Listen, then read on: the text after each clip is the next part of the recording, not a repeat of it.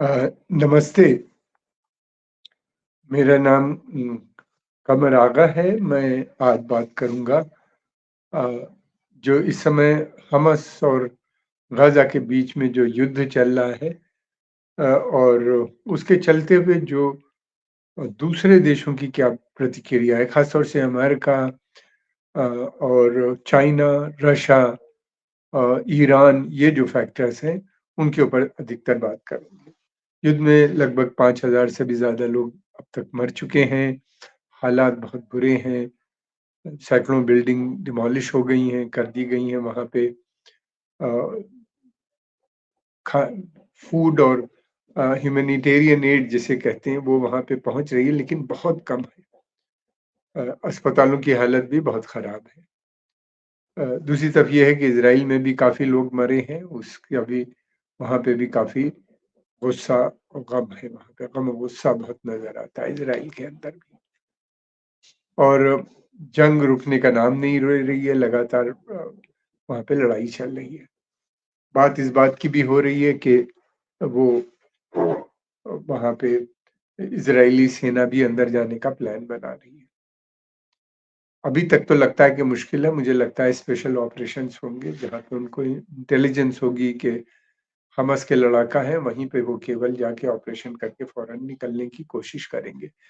इसी के large number अगर बहुत बड़ी संख्या में इज़राइली फ़ोर्सेस अंदर जाते हैं, तो उनके लिए कैज़ुअल्टी भी बढ़ सकती है। इसी के हमास कहाँ छिपा है, क्या कर रहा है, वहाँ उसने टनल्स भी बना रखी हैं अंदर, पूरा अंडरग्राउंड उसका सेटअप है। इसलिए सोचा ये जा रहा है, लगता ऐसा है कि स्पेशल ऑपरेशन की मदद से वहाँ पे काम चलेंगे और ये एक लंबी लड़ाई है, खत्म होने वाली है। दूसरी तरफ ये भी है कि बहुत सख्त चेतावनी जो है अमेरिका ने और ने भी दी है। अमेरिका ने अपने वहाँ पे युद्धपोत पोश यानी जंगी बेड़े वहाँ पे भेज रखे हैं। 2 बहुत बड़े हैं, एक जो है ईस्ट मेडिटेरेनियन में है और दूसरा जो है वो पर्शियन गल्फ की तरफ है। इसके अलावा उसने अपनी जो वहाँ पे सेना का भी काफ़ी बढ़ा दी है वहाँ के ऊपर और उस पूरे क्षेत्र में और वहाँ पे नेवल प्रेज़ेंस भी लगातार जो पर्शियन गल्फ का एरिया है उसमें यानी जहाँ पे अरब अपर ईरानी है, गल्फ ऑफ हॉर्मुज़ जिसे हम कहते हैं, जहाँ से तेल पास होके जाता है। ये छोटी-सी नैरो वाटर पैसेज है, जहाँ से ये होके जाता है सारा तेल की सप्लाई जो होती है, यहाँ से होता हुआ इंडियन ओशन, पैसिफिक होता हुआ अमेरिका और फिर तो इसलिए ये बहुत इम्पोर्टेंट है वाटरवे सभी को तेल की सप्लाई यहाँ से होती है। ईरान का कहना ये अगर उसके ऊपर अटैक हुआ तो इस पैसेज को बंद कर देगा और उसको रोकने के लिए अमेरिका कहते हैं तो अमेरिका का कहना ये है कि उसने अपने जंगी बेड़े वहाँ पे लगा रखे हैं, फौज भी बढ़ा दूसरी बात ये है कि अमेरिका ने वैसे भी ट्रूप्स अपने बढ़ा दिए हैं।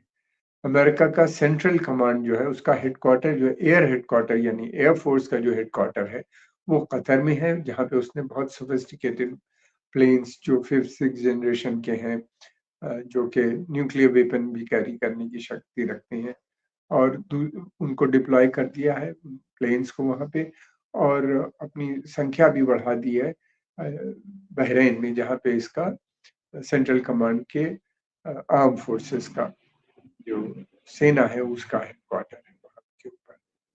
फिर उसके अलावा ये भी है कि अभी पिछले कुछ समय में चाइना ने भी अपने 6 शिप्स उस क्षेत्र में, उस रीजन में डिप्लॉय की है। रशिया ने भी अपने 2 शिप्स को वहाँ पे डिप्लॉय कर दिया।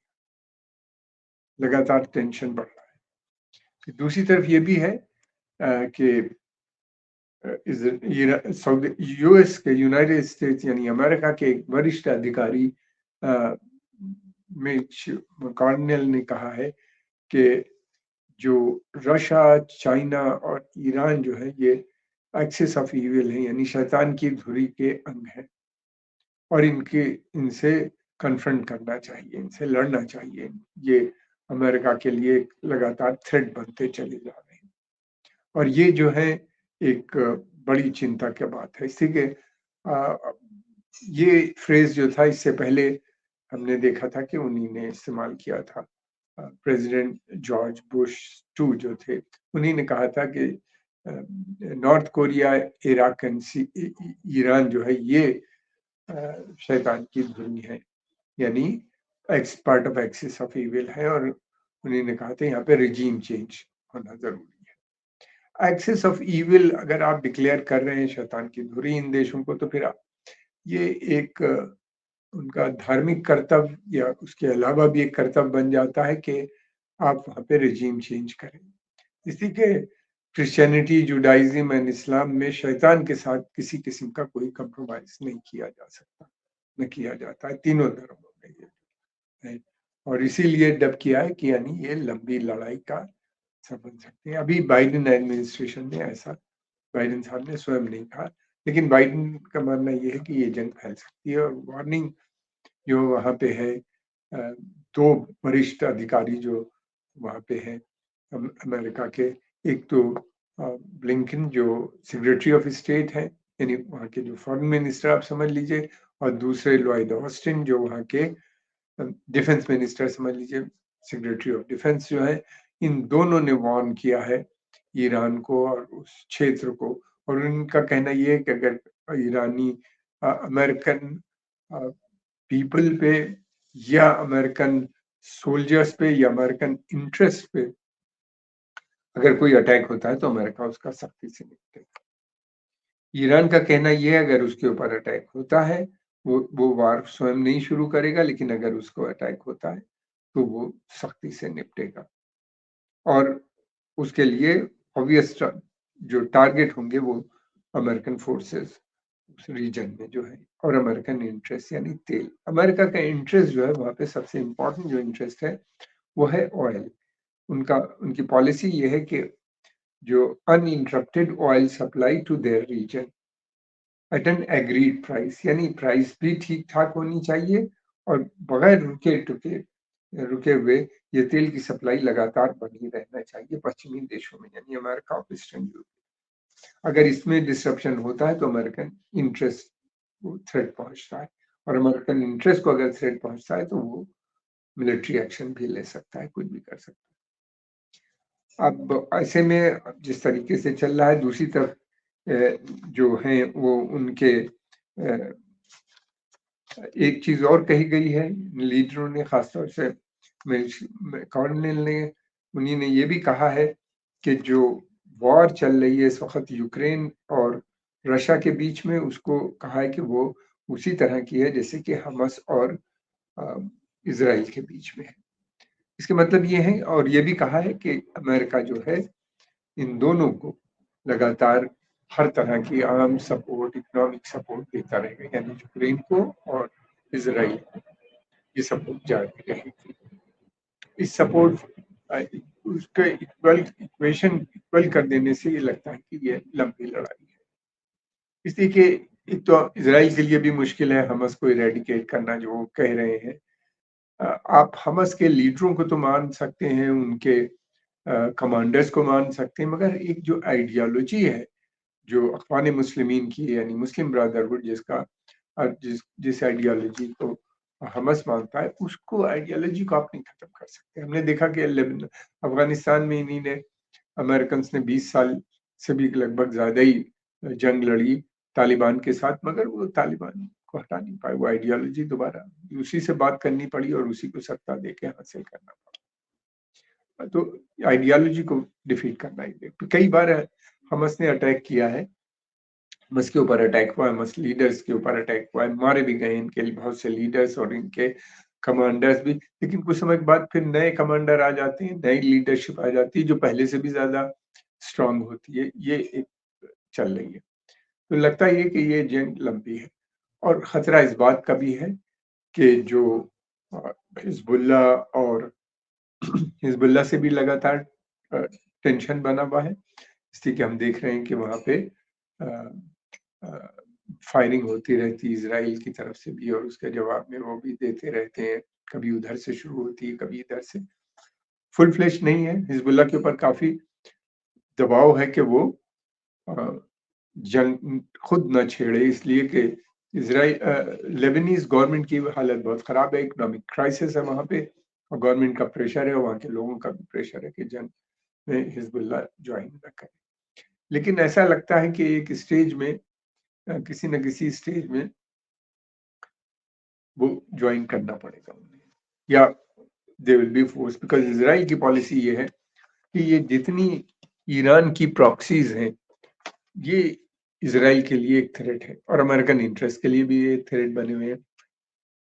तो इन प्रॉक्सीज़ का, यानी जो हिजबुल्लाह है, हमास है, या शिया मलेशिया इराक में है, या हूती रेबल्स यमन में है, इनका उनका मानना ये है कि समाप्ति होनी चाहिए। तो कंटेन करना चाहिए, फिर ये इरेडिकेट जो इनका तरीका है। और इनका ये भी कहना है कि ये पूरा जो स्नेक है, इसका हेड जो है वो ईरान में है, यानी ईरान को भी किसी न किसी स्टेज पे डील करना पड़ेगा।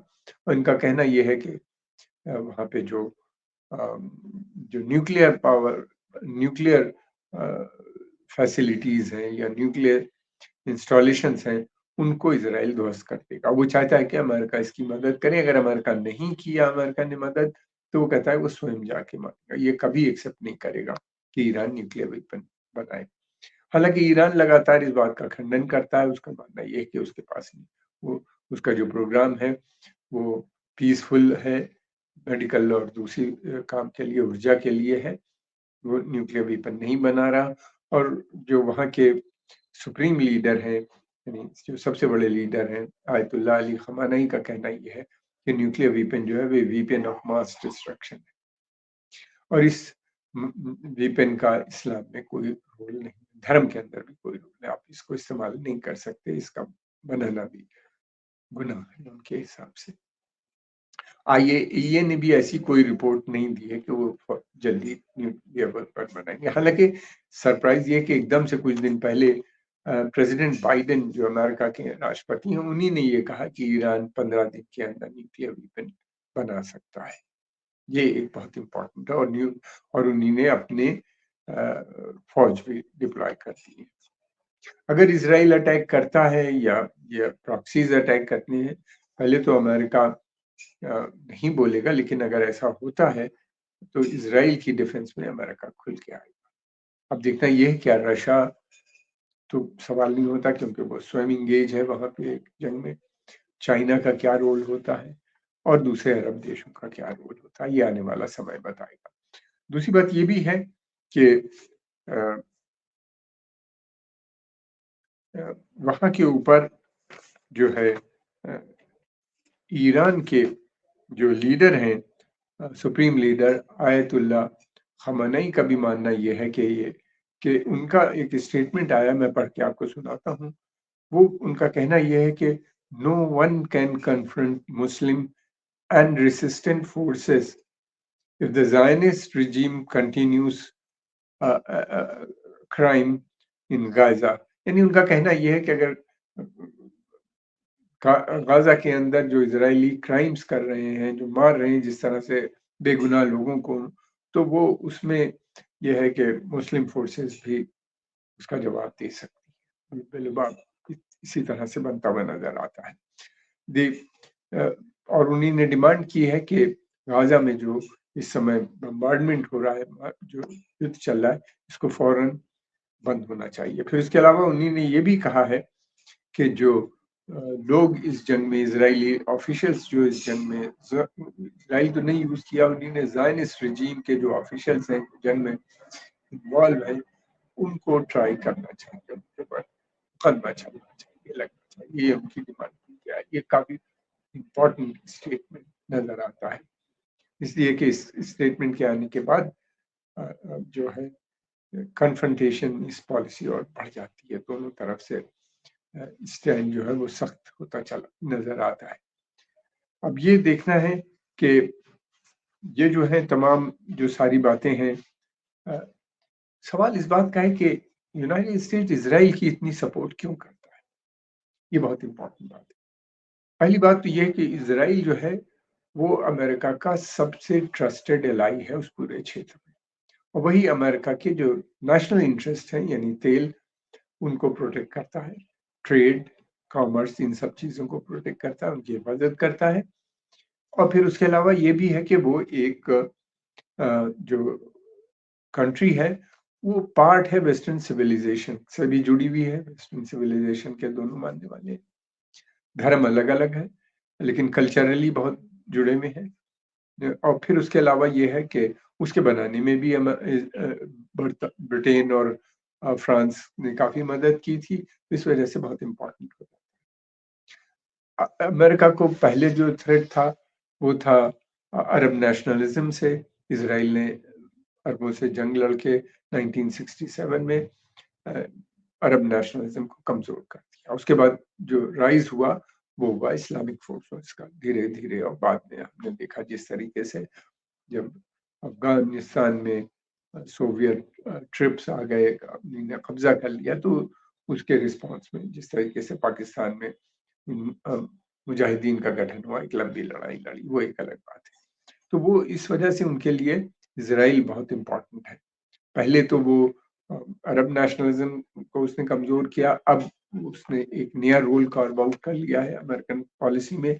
वो ये है कि जो आतंकवाद बढ़ रहा है, ख़ासतौर से वो आतंकवाद जो अमेरिका के खिलाफ है, जैसे कि अल-कायदा के खिलाफ ये लोग सख्त हैं, जो कि 9/11 में जिसका इन्वॉल्वमेंट था अमेरिका के अंदर, जिन्होंने ट्विन टावर पे अटैक किया था, उनके खिलाफ एक लंबी जो इसके जो अ, अल-कायदा के जो ब्रांचेज़ हैं, वो तमाम अरब वर्ल्ड में फैली हुई है और वो अमेरिका के लिए एक खतरा बनती है, उनसे ये करना।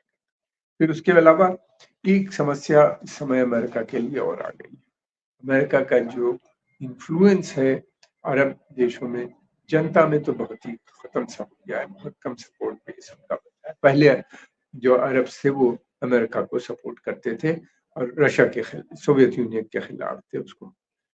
लेकिन अब अरबों में ये मान आम जनता में जो फ़िक्र है, जो सोच बनी है, वो ये है कि इज़राइल और अमेरिका जो है वो उनका दोस्त नहीं हो सकता। अमेरिका हमेशा इज़राइल का पक्ष लेता है और वो एक ऑनेस्ट पीस ब्रोकर भी नहीं मानते उसको आम जनता ही। रिजीम्स में भी बदलाव आ रहा है। ख़ासतौर से सऊदी अरेबिया में एक बहुत बड़ा बदलाव नज़र आ रहा है।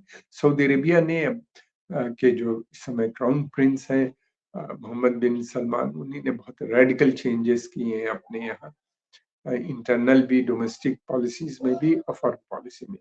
उन्हीं ने एक तो उन तमाम शक्तियों को और लोगों को जो अमेरिका के इंटरेस्ट को प्रमोट करते थे सऊदी अरेबिया में, उनको मार्जिनलाइज़ कर दिया है, जो कि जिसमें कि उनके स्वयं परिवार के भी लोग हैं, यानी कि हाउस ऑफ सऊद के भी लोग हैं। उसके अलावा उन्हीं ने वहाँ पे जो अ, रिलीजियस एस्टेब्लिशमेंट था अ, जो उसको भी काफ़ी मार्जिनलाइज़ कर दिया है। रिलीजियस यानी वहाबी मूवमेंट भी अमेरिका चाहता था कि सऊदी अरेबिया की दोस्ती अमेरिका के साथ बनी रहे।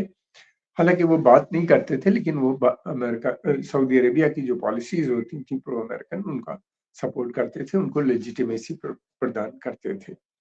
और दूसरी तरफ ये भी है कि उन्हीं ने अ, अब उन्हीं ने क्राउन प्रिंस मोहम्मद बिन सलमान ने एक नया क्लास उनके समर्थन में आ गया है, जो आम जनता है और ख़ास तौर से यूथ है, जो बहुत बड़ी संख्या में है वहाँ के ऊपर। और उनको इस समय लगभग 70% लोगों की सपोर्ट हासिल है। और उन्होंने काफ़ी आज़ादी भी दे दी, औरतें अब वहाँ पे कार भी चला सकती हैं, बिज़नेस भी करती हैं, पहले भी बिज़नेस करती थीं, अब बड़ी संख्या में लड़कियाँ वहाँ पे शॉप्स और दूसरे कारों में काम कर रही हैं और पैसे भी कमा रही हैं। इसके अलावा ये भी है कि इन लोगों ने लड़कों को भी म्यूज़िक और इस तरह की सारी चीज़ों की आज़ादी मिल गई। हिजाब भी ऑप्शनल कर दिया, जिसका जी चाहे पहने, जो नहीं पहनना चाहता है वो बगैर उसके रह सकता है, जो लड़की हो सकती है। इन सब के चलते हुए वहाँ पे दूसरे दूसरे हुआ ये है कि जो इसके अलावा जो सऊदी अरेबिया ने कुछ स्टेप्स लिए हैं, जिससे अमेरिका बहुत चिंतित है। एक सबसे बड़ा स्टेप तो ये लिया है कि उसने चाइना के साथ जो है अपना ट्रेड जो है तेल का कारोबार जो है अब वो युआन और यानी चाइनीज़ करेंसी और सऊदी करेंसी रियाल में करेगा, डॉलर में नहीं करेगा। इसलिए कि अब अभी तक जितना था, पहले जितना भी तेल का कारोबार होता था, जो भी खरीदा जाता था, उसका पेमेंट डॉलर में होता था और वो पैसा अमेरिका जाता था। और अमेरिका को बगैर कुछ करे काफ़ी आमदनी होती थी, कमीशन और इस सब में, जो वहाँ पे पैसा आता था, उनके बैंकों में वो रहता था। काफ़ी समय तक रहता था, इसलिए कि पाकि इसलिए कि सऊदी अरेबिया की एब्ज़ॉर्प्शन कैपेसिटी कम है, तो वो सारा पैसा तो विथड्रॉ नहीं करते थे, बाकी वहीं पड़ा रहता था। ये डी-डॉलराइज़ेशन का जो प्रोसेस उन्होंने शुरू किया है, इंडिया के साथ भी बातचीत चल रही है कि रुपये और रियाल में ट्रेड हो सकता है, होने की संभावनाएँ नज़र भी आ रही है। फिर उसके अलावा ये भी है कि यूएई ने इंडिया के साथ एक स समझौता कर लिया है जिसमें रुपए और यूएई की जो करेंसी है रियाल उसमें ट्रेड होगा और भी देश इस तरह की बातें कर रहे हैं। ये बहुत चिंता के विषय है अमेरिका के लिए, इसलिए कि अगर ऐसा होता है, ऑयल ट्रेड अगर लोकल करेंसीज़ में होने लगता है या ब्रिक्स सऊदी अरेबिया ने ब्रिक्स को भी जॉइन किया है। ब्रिक्स अपना एक बैंक बना रहा है, अपनी एक करेंसी की बात चल रही है वहाँ पे अगर ऐसा होता है, तो फिर तो डॉलर में ऑयल ट्रेड इस रीजन से नहीं होगा। अगर डॉलर में नहीं होगा ऑयल ट्रेड तो डॉलर की जो अंतर्राष्ट्रीय मुद्रा के रूप में देखा जाता है, उसमें काफ़ी कमी आ जाएगी। ये डी-डॉलराइज़ेशन जो प्रोसेस है और ये काफ़ी समय से बहुत से देश इसकी पे बात कर रहे थे।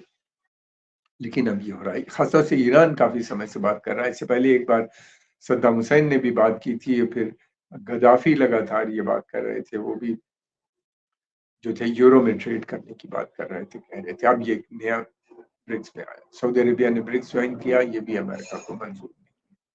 अमेरिका का प्रेशर है कि सऊदी अरेबिया अपनी पॉलिसी को बदले और वो अब्राहम एक्कॉर्ड को जॉइन करे, यानी इसराइल को रिकॉग्नाइज़ करे और उनके साथ डील करे और वो जो अ, युआन वगैरह में करेंसी का ट्रेड करने की बात है उसके उसके खिलाफ है वो ये भी कह रहा है कि चाइना से बहुत ज़्यादा संबंध नहीं होने चाहिए। ये सब अमेरिकन इंटरेस्ट को बहुत क्षति पहुँचाते हैं और उसके अलावा ये भी है कि वो वहाँ के ऊपर जो है हमने देखा है कि दूसरी तरफ सऊदी अरेबिया ने रशिया को अभी तक कंडेम नहीं किया यूक्रेन वॉर को लेके। यूएई ने भी नहीं किया, बहुत से अरब देशों ने नहीं किया। ये भी उनके लिए वो चाहते हैं कि अ सऊदी अरेबिया जैसे पहले अमेरिकन पॉलिसीज़ को प्रमोट करता था, उसी तरह दोबारा ऐसा नहीं लगता।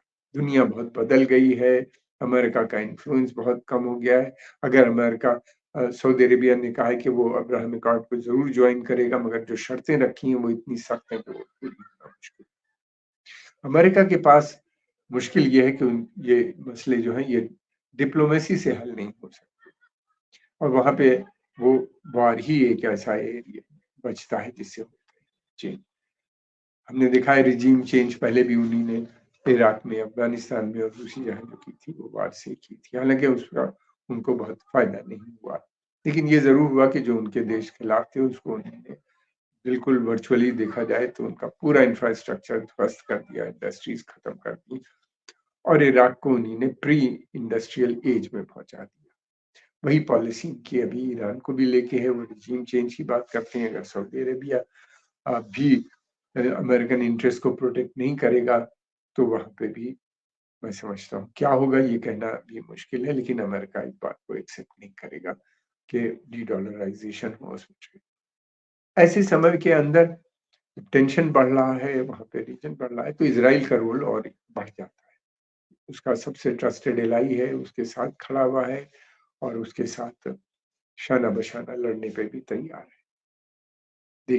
क्या है, क्या ये सब मसले जंग के माध्यम से होंगे? क्या ये जो हम हमास की जंग है, ये फैल जाएगी पूरे रीजन में? इसलिए कि जिस तरह के संकेत मिल रहे हैं, उससे लगता है कि ये जो अ, मलेशिया है, शिया मलेशिया, वो भी हो सकता है जल्दी ही जॉइन कर लें। अगर ये इज़राइली ट्रूप्स इज़राइल के अंदर जाते हैं, तो मैं समझता हूँ कि और मुश्किल बढ़ जाएगी या नहीं भी होगा। और इज़राइल की भी पॉलिसी है कि इनको समाप्त करना चाहिए। हमको थोड़ा और रुकना चाहिए, टेंशन बहुत ज़्यादा है, अगर जंग होती है, तो ईरान की पूरी कोशिश होगी कि वो ऑयल सप्लाई को डिसरप्ट कर दे। अब ईरान काफ़ी एक शक्तिशाली फ़ोर्स भी बन गया है और ये जंग बहुत भयानक होगी।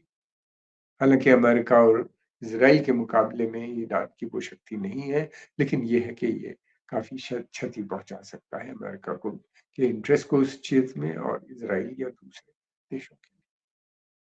आज के इस पॉडकास्ट में हम इतनी बात करेंगे, अगले उसमें हम अलग से फिर दोबारा बात करेंगे इन मसलों के ऊपर। आपका बहुत-बहुत धन्यवाद। आपने अपना समय निकाल के इसको देखा। उम्मीद करते हैं कि अगर आप अपने कमेंट जो है आप ज़रूर कमेंट बॉक्स में लिखें और अगर आपको पसंद आया है, तो इसको आगे भी प्रमोट करें। धन्यवाद।